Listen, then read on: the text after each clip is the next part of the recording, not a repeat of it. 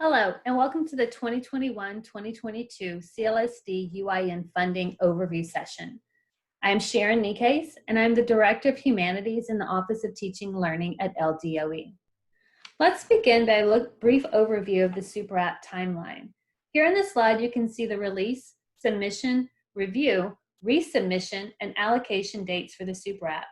Please make note of these dates in your calendar.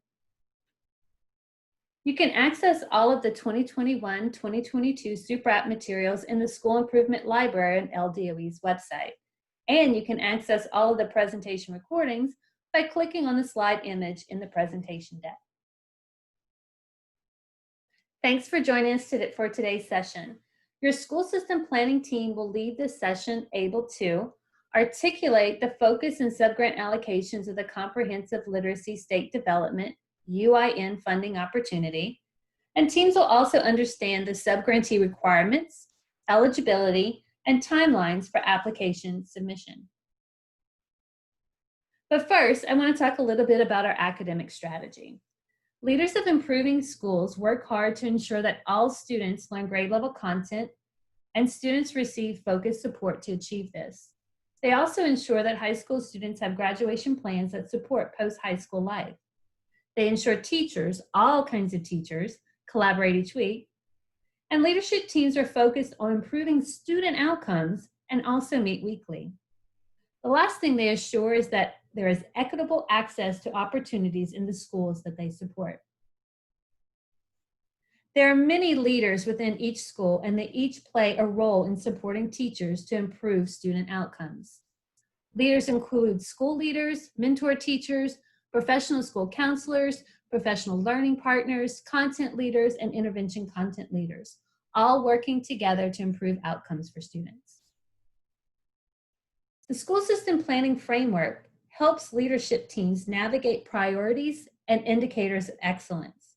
Remember to focus your key decisions on the questions and guidance provided by the framework. This session will provide information related to literacy coaching and intervention. In order to be eligible for optional competitive funding for CLSD UIN, school systems should identify any UIN-only schools in their system and determine whether or not they're in a qualified opportunity zone. Our first agenda item today will center on the CLSD UIN funding focus area and also the subgrant allocations.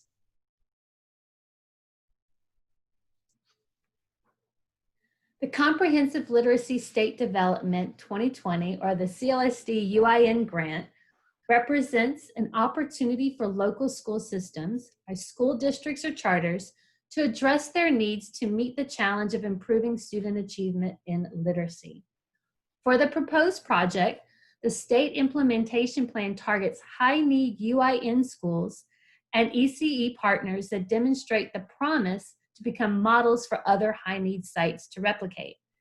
This project focuses on a specific set of evidence-based practices and evidence-informed innovations to strengthen the literacy skills of children from birth to grade 12. Let's look at the qualifying schools. The CLSD UIN discretionary funds can be given to any type of child care center or school serving children ages birth to 5 or any K-12 site which is exclusively in the urgent intervention needed label that is also in a QOZ or qualified opportunity zone. So you want to be looking for schools in your system that only have the early intervention label. No other labels apply, but they also must be in a QOZ. This means a site that has a CIR or a UIR label in addition to a UIN label would not be eligible for this funding. Subgrants include a base allocation plus an additional $25,000 per site each year for implementation. The base allocation is $100,000 in year 1 for birth through 5 and K through 5th grade. And then it is $110,000 for 6th through 8th grade because those schools tend to have larger populations.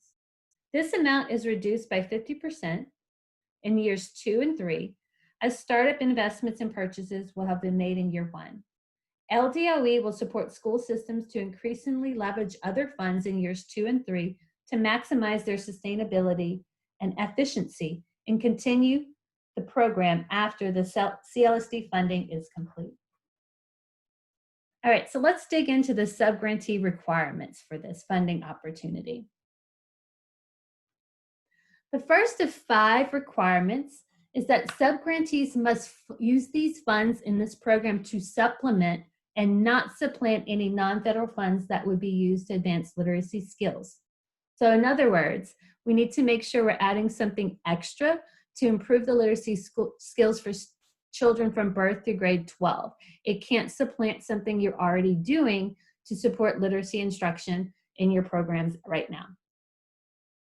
Additionally, there's a national evaluation of this program, and subgrantees must agree to cooperate with this national evaluation in writing. The second requirement for this funding opportunity is that subgrantees must form a site-based literacy team, and that team must include 1 or more QOZ, Qualified Opportunity Zone investors, and that investor has to attend at least 80% of the site-based literacy leadership team meetings. The third requirement for subgrantees for this opportunity is that they must create and annually update a local literacy plan. Now, this plan must be informed by a needs assessment, and it includes the following. It needs to have plans for comprehensive literacy instruction that serves all students. It needs to include the use of a hexagon discussion and analysis tool. It needs to have high-quality professional development, which is supported by literacy coach coordinators. It needs to include training to implement high-quality evidence-based literacy activities. It also needs coordinated planning and collaboration to support literacy development and evaluation of the success of activities on literacy development. And finally, it must engage families and family literacy activities. The fourth requirement of this grant is that subgrantees work weekly with a literacy coach coordinator. This coordinator is going to provide ongoing support for teachers' use of evidence-based practices. This could be through planning, modeling instruction, doing classroom observations, and providing feedback to enhance teacher and leader collaboration. The fifth requirement for this opportunity is that subgrantees successfully implement 1 of 3 evidence-informed signature innovations. The implementation of these innovations is going to be measured by scaling it to at least 1 additional site in the system or 1 other grade level band within the school system by the end of the subgrant. Now, there are 3 different signature innovations that this grant supports. Let's dig into them and look at them a little bit more closely. The first signature innovation is an ELA academic case management system. Researchers showed that problems with literacy learning begin early and continue to compound. And once a student has fallen behind, it's typically taking more than a year to catch back up to the right level. Yet, students move from one ELA teacher to the next year to year, and their progress monitoring can be inconsistent. This signature innovation assigns 1 person to serve as an ELA case manager for students who struggle with literacy. This person is an advocate who will consistently monitor and communicate with students and teachers across years. This kind of consistent intervention has been associated with better academic outcomes and social emotional health, especially among children with disabilities. The next signature innovation is pre-teaching. Traditional intervention approaches are based on a wait-to-fail model, which does not begin to work until after the struggling student has fallen behind. With the advancement of evidence-based screening tools aligned with high-quality curriculum, it's possible to predict that a child will fall behind before it actually happens. Early childhood education curricula also include early literacy at-risk indicators. As research consistently demonstrates, the practice of pre-teaching leads to increased academic outcomes. Pre-teaching new lesson material to specific children reduces the need for catch-up or even keep-up intervention, normally done after a teaching episode. Further, findings show that children feel more positive about intervention prior to the lesson, and therefore pre-teaching boosts self-esteem. The third and final innovation is family literacy coaching. This is more than just that, one day a year family night, literacy night. This is really going to be in depth because research shows a clear connection between family involvement and children's overall educational achievement. And this is true for literacy development. Family-centered coaching recognizes that families are most successful when supported by different approaches based on the need. These include crisis support when the parent is experiencing a problem that needs to be resolved before moving forward.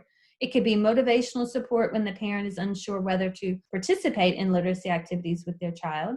And then literacy coaching when the parent is ready to take concrete steps. Now that we talked about the requirements, let's look closely at the application and timeline for submission. As you can see, the application and timeline for submission really matches the Super App timeline, but I want to point out particularly the first 2 weeks of December, there'll be technical assistance office hours for school system, and you'll get more details about that in the weekly newsletter. Please take time to write down the dates in your calendar of when the application is going to be due, also when independent and review and validation of scores will happen, and then that the award will be notified in April. And finally, let's go ahead and wrap up with some additional guidance and contact information. You can find out more about the CLSD UIN funding opportunity by accessing this guidance doc. It's a one-page overview of the opportunity and provides more information than what we shared today. For any questions, you can contact Shanna Bieber. She is the Director of K-12 Literacy at LDOE, Chanda Johnson, who's the Deputy Assistant Superintendent of Academic Content, or me, Sharon Nikes, the Director of Humanities. And just to wrap up with some general Super App support, you can get support for completing the Super App through lots of different places. There's a school improvement library, the LDOE weekly newsletters, the system leader monthly calls, Super App planning support calls, reach out to the school systems relation team, and of course, we'll have office hours that'll come out via the weekly newsletter. Any questions related to any school system planning or the Super App in particular, you can send to ldoe.grantshelp@la.gov, and be sure to include Super App in the subject line. Thanks again for joining us and discussing the CLSD UIN funding opportunity. Have a great day.